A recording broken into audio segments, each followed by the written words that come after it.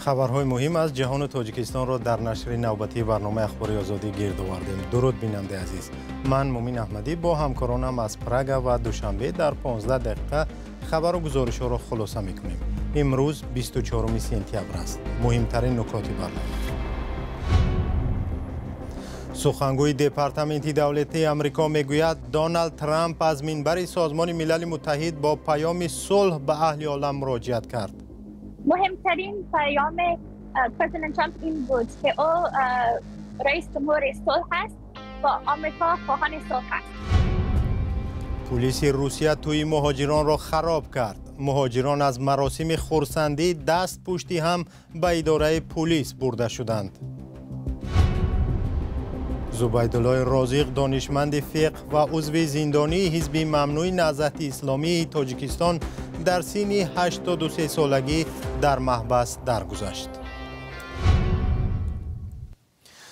در شهر نیویورک در مباحثه های مجمع کلی سازمان ملل متحد دیروز پرزیدنت تاجیکستان امامعلی رحمان از خطرهای گرمشوی اقلیم یاری به مردم افغانستان موقعش به نزاع غزه صحبت کرد.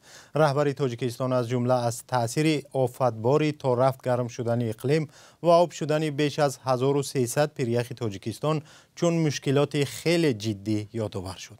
رحمان اینچنین به ضرورت تطبیق تکنولوژی‌های رقمی و در دوشنبه تأسیس دادن مرکز منطقوی ذهنی صنعی را پیشنهاد نمود تا در مقابله با تهدیدهای نوی امنیتی بخصوص جنایت‌های کیبری مساعدت کند. رهبر تاجیکستان اینچنین به موضوع فلسطین رو آورد و گفت صلح پایدار در خاورمیانه تنها در اساس تطبیق قطعنامه‌های سازمان ملل و فرمول دو دولت امکان پذیر است. او با آتشبس استوار در غزه دعوت نمود. اینچنین رحمان در رابطه با افغانستان همسایه گفت تاجیکستان آماده است در روند تامین صلح و ثبات و رشد اجتماعی و اقتصادی در افغانستان سهمگذار باشد. این در حالی است که تا حال رسما حکومت طالبان را اعتراف نکرده خواستار ایجاد حکومت فراگیر از گروه و قوم‌های مختلف ساکن این کشور میباشد. روز 23 سپتامبر در مجمع کل اینچنین رهبران دیگر کشورهای آسیای مرکزی، ترکیه و دولت‌های دیگر سخنرانی کردند، ولی توجه بیشتری بین المللی و مطبوعات را سخنرانی پرزیدنت ایالات متحده آمریکا دونالد ترامپ به خود جلب کرد. این نخستین شرکت پرزیدنت دونالد ترامپ در مجمع کل در دوره دوم رهبریش در ایالات متحده آمریکا می باشد. دیروز همکار ما خیرامان بقازاده با الیزابت استیکنی یک سخنگوی دپارتمنت دولتی در این باره هم صحبت شد. سلام بینندگان ارجمند رادیوی آزادی. در قرارگاه سازمان ملل متحد در شهر نیویورک جلسه مجمع کل شروع شد و در روز اول آن روز 23 سپتامبر پرزیدنت ایالات متحده آمریکا دونالد ترامپ سخنرانی نمود. اینچنین انتظار می رود که در دوام روز رهبران دیگر کشورهای جهان از جمله آسیای مرکزی هم سخنرانی می کنند. برای روشنی انداختن به این گفتگوزارها به ما از شهر نیویورک قرارگاه سازمان ملل متحد الیزابت استیکنی یک سخنگوی دپارتمنت دولتی همراه می شود که با او راجع به مهمترین نکات این گفتگوها صحبت می کنیم. سلام خانم استیکنی، به برنامه های بخش تاجیکی رادیو آزادی خوش آمدید. این نخستین شرکت پرزیدنت دونالد ترامپ در مجمع کل در دوره دوم رهبریش در ایالات متحده آمریکا می باشد. او درباره موفقیتش در پیشگیری از مهاجرت غیر قانونی، ختم 7 جنگ، ضرورت گرفتن پیشرو ایران از دستیابی به سلاح هسته‌ای، مشکل ختم جنگ در اوکراین گفت. به هر حال باز به نظر شما به کدام نکته گفتگوهای امروزه او باید توجه بیشتر روانه کرد و از گفتگوهای پیشین او این نوبت چی تفاوتی دارد؟ سلام بر شما و بر بینندگان محترم. بله، اینجا در شهر نیویورک هستیم برای هفته سطح عالی. این هفته اوج سیاست خارجی کشورها هست و ما بهترین دیپلمات‌های ما را به نیویورک می‌آوریم. همون طوری که شما گفتین امروز پرزیدنت ترامپ سخنرانی داشت و او بیشتر بر موضوع صلح تمرکز کرده. صلح یکی از اهداف و ارزش‌های دولت آمریکا هست و ما می‌خواهیم بیشتر بر این موضوع تمرکز کنیم و ما می‌خواهیم هم که سازمان ملل به اهداف اساسیش بازگردد و مهمترین هدف سازمان ملل متحد صلح است. سازشنامه‌های اخیر ایالات متحده آمریکا با قزاقستان و ازبکستان را دیروز دیدیم و به نظر می رسد آنها دلیل توجه مأموریت جناب ترامپ به آسیای مرکزی است. آیا نقشه بیشتر از این هم در میان هست؟ نمی‌خواهم قبل از خط سفید در مورد جزئیات برنامه پرزیدنت ترامپ صحبت کنم، ولی به طور کلی پرزیدنت ترامپ خواهان روابط خوب با همه کشورهای دنیا هست و در پایان سخنرانیش او با یک دست باز به کشورهای دنیا صحبت کرده و به خصوص در مورد تاجیکستان ما از حاکمیت ملی، از تمامیت ارضی و ما از استقلال تاجیکستان حمایت می‌کنیم.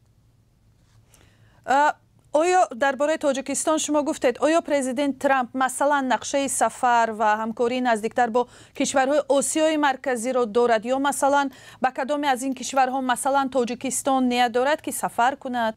بهتر است که کاخ سفید در مورد جزئیات برنامه پرزیدنت ترامپ صحبت کند، ولی به طور کلی میتونم بگویم که 3 دهه بعد از استقلال تاجیکستان ما در عرصه‌های مختلف و مهم همکاری می‌کنیم و ما می‌خواهیم در آینده هم به همکاری اقتصادی و امنیتی ما تقویت بدهیم.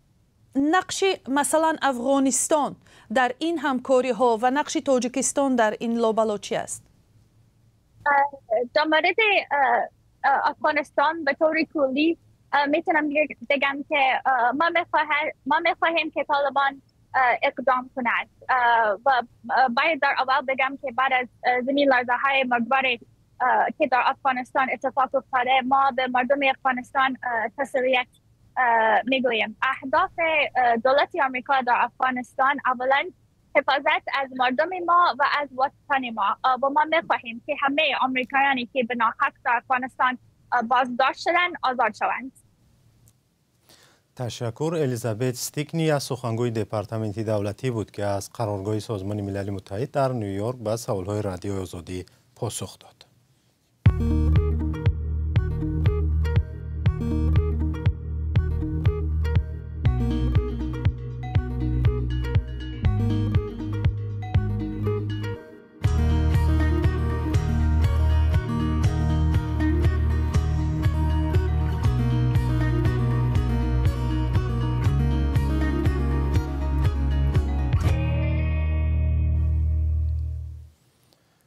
مقامات انتظامی روسیه شب 23 سپتامبر در کراسنویارسک وارد یک مراسم خرسندی مهاجران زاده آسیای مرکزی شده 10 نفر را بازداشت و بازپرسی کردند. خبرگزاری‌های محلی نوشتند که اکثر آنها زادگان ازبکستان بودند. کارمندان پلیس و آمان روس زمان وارد مراسم خرسندی شدند که برنده سخنرانی میکرد و مهمانان خوراک میخوردند.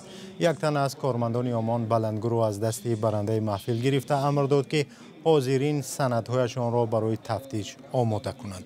پلیس در خبرنامه‌اش گفته است که در این مراسم 620 نفر شرکت داشت و آنها عملیات ضد مواد مخدر انجام دادند. شیوه برخورد ماموران که با سگ و سلاح وارد محفل شادی شده آن را به هم زدند از جانب کاربران شبکه‌های اجتماعی سخت محکوم شده. این حادثه را سطح بلند بیرحمی و مهاجرستیزی در روسیه نامیدند. اما پلیس گفته است که در این محفل 210 مهاجر خارجی حضور داشت و آنها تفتیش کردند که 8 نفر آنها غیر قانونی در روسیه زندگی می‌کرده است. در نواری نشر کرده پلیس دیده می شود که آنها گروهی از مهمانان محفل را دست پشتی هم با اتوبوس به شعبه پلیس میبرند.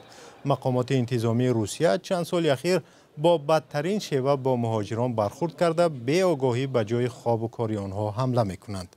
سازمان های حامی حقوق مهاجران روسیه را برای پیش گرفتن سیاست بیگانه‌ستیزی، آزار و اذیت مهاجران و همزمان شرایط درستی کاری فراهم نکردن برای آنها تنقیب می کنند.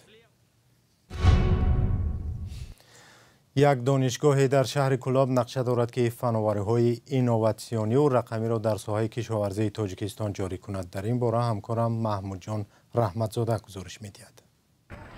برای کشاورزان در دانشگاه اینوواسیا و تکنولوژی رقمی پهپاد یا درون ساخته می شود. این پهپادهای دارای هوش مصنوعی قرار است کار کشاورزان را آسان کنند. این یکی از نتیجه‌های تشکیل یافتن اکادمی هوش مصنوعی است.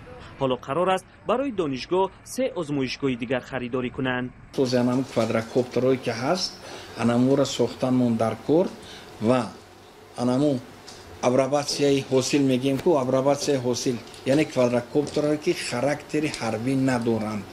دانشگاه اینواسیون و تکنولوژی رقمی در کلاب نو تأسیس یافت. تا این وقت این دانشگاه در زمینه دانشکده فعالیت میکرد. ساختن پهپادها را دانشگاه با کمک متخصصان چینی آغاز میکنند. همزمان باید متخصصان خود را آماده کنند. گپ در سر این که از ما قطعی دانشگاه شیخیزی خیتوی ما علاقه کاربری را بودیم، شرطنامه را به امضا رساندیم. یکی از قسمت هایی که هست و یا قسمت ها را اگر تامین کنن، مثال تامین کرده بتوانند ما را تامین میکنن و کوادراکوپتر در اساس برنامه‌سازی خود برنامه‌سازمون و کوادراکوپتر را ما میسازیم. پهپادهایی که باید ساخته شوند حتی به حساب و کتاب و آمارگیری یاری میرسانده است. این تجربه نخستین است که نصیب کشاورزان منطقه می شود. آن در آینده به منطقه های دیگر کشور نیز پهن خواهد شد. زبیدالله رازق عضو پیشینی ریاست عالی حزبی در تاجیکستان ممنوع نهضت اسلامی صبح 24 سپتامبر در زندان درگذشت. این سابقه‌دار حرکت سیاسی اسلامی و دانشمند فقه 83 سال داشت و با گفته نزدیکانش بعد از یک بیماری طولانی فوتیده است. او هنوز پیش از محکوم شدنش به 25 سال حبس در سال 2015 از این بیماری رنج می‌کشید. رهبر حزب ممنوع نهضت اسلامی محیدین کبیری که در خارج از کشور به سر میبرد به اهل خانواده رازق تعزیت بیان کرد. قبل از همه همدردی خود را به خاطر شهادت داماد زبیدالله رازق، عالم، فقیه، سیاستمدار و روزنامه‌نگار شناخته شاگردان بیان میکنم و ریشخند تقدیر را ببینید دوستان عزیز که دیروز من در شهر اسلو با مقامات نروژ و با رهبریت کمیته نروژی هلسینکی درباره زندانیان سیاسی وضعیت دشوار آنها صحبت کردم و امروز خبری در گذشت داماد زبیدالله رازق به ما رسید و دقیقاً همین قضیه بیانگر یک فاجعه بزرگ ملی و بخصوص برای زندانی‌های سیاسی می باشد و موضوع اساسی دیروزه صحبت ما هم در اطراف همین بود و البته در قطار آن درباره پرونده دادگاه بین المللی که ما علیه حکومت امامعلی رحمان آماده کردیم و فرستادیم که البته این هم با کمک و پشتیبانی مستقیم سازمان‌های بین المللی از جمله کمیته نروژی هلسینکی صورت گرفته بود. مسئله در این است که سوال ما یا موضوع اساسی ما این بود که چرا جامعه جهانی با زندانی‌های سیاسی روسیه، بلاروس یا کشورهای دیگر یک خیلی مناسبت میکند، اما با قضیه زندانی‌های سیاسی تاجیک مناسبتشون کاملا دیگر است، یعنی به تفاوت هستند. نزدیکانش روز 24 سپتامبر برای گرفتن جسد زبیدالله رازق به محبس شهر وحدت رفتند. با گفته نزدیکانش زبیدالله رازق تا زندانی شدنش در سال 2015 گرفتار بیماری دل بود. او را سال 2024 یک مدت در بیمارستان زندان شهر وحدت بستری کرده بودند. پس از همدست اعلان شدن حزب نهضت اسلامی تاجیکستان با واقعه‌ای که همچون آشوب مسلحانه جانشین پیشین وزیر دفاع جنرال عبدالحلیم نظرزاده معروف به حاجی حلیم گفته می شود، زبیدالله رازق همراه با ده‌ها اعضای سرشناس این حزب بازداشت و زندانی شدند. رهبران حزب و نزدیکان بازداشت شده‌ها شرکت در اسیان مسلحانه را همیشه رد کرده دلیل‌های دادگاهی را به پای خواندند. برنامه اخباری آزادی به پایان رسید. اگر خود شما هم شاهد کدام خبر یا حادثه بودید لطفاً با رادیو آزادی در میان گذارید. خدا نگهدار.